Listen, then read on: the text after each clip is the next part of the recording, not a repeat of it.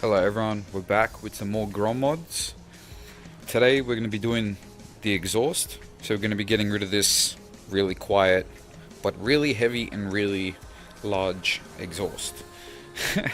So we're going to be replacing it with this cheap, just eBay one I found, some anodized racing one, got in this box here. And that's basically what we're going to be doing today. To make my job easier, I decided to get these foam mats that you can interlock, and you can create yourself any kind of comfy workspace with flexibility. I just laid out all the parts here, so that's obviously the main pipe. And what else we got over here? The flange. Part for this. This is the actual exhaust itself with the baffle already inside.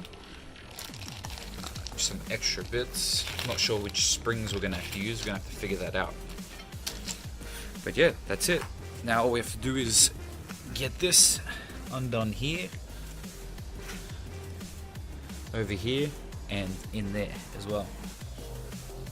To make your job easier, you want to get one of these long extensions, so you can just get right in there, and then you can work your way and undo it. Now I've already done the other side, and I, in my opinion, recommend you start with these ones first, because that's easy to get to, and obviously they are easy to get to. So I recommend getting these ones off first. They're in the middle, and they're the hardest to get to in my opinion. With this one back here, you have to remember there's a nut on the back, so as you are spinning, you want to stop that nut, so it's not free spinning. Now don't forget to have something to brace this to hold it, because obviously as you start undoing it, it's going to become more unstable and basically fall off once you've got the last few bolts off. There it is. Look at all this restrictiveness. Look how small this pipe is. It's already really black. It's only 3,000 kilometers on this Grom.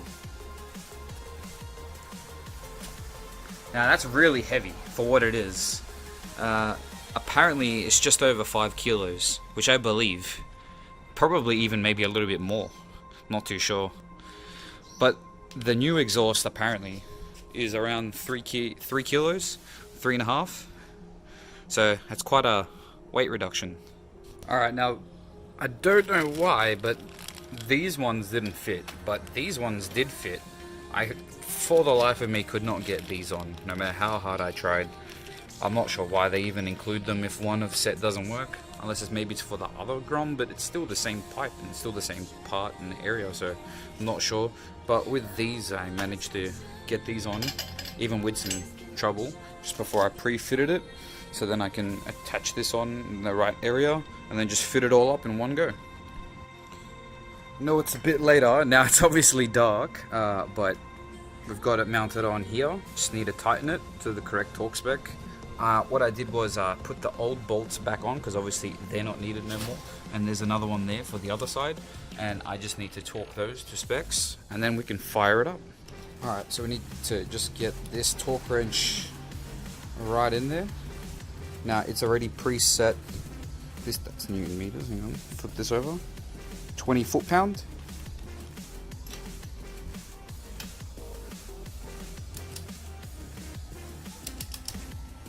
Now we don't want to do one side fully tight, we want to do it kind of evenly.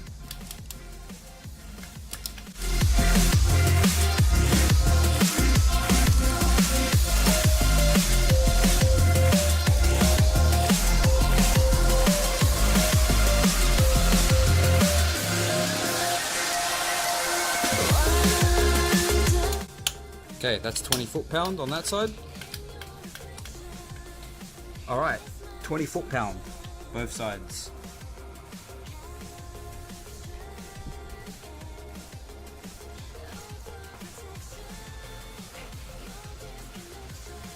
Doesn't look too bad.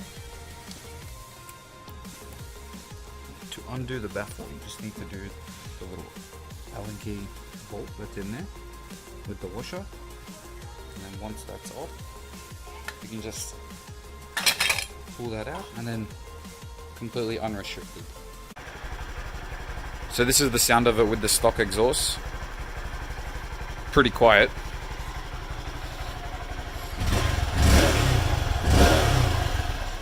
puny. Doesn't sound too bad. With the baffle in. This is with the baffle in.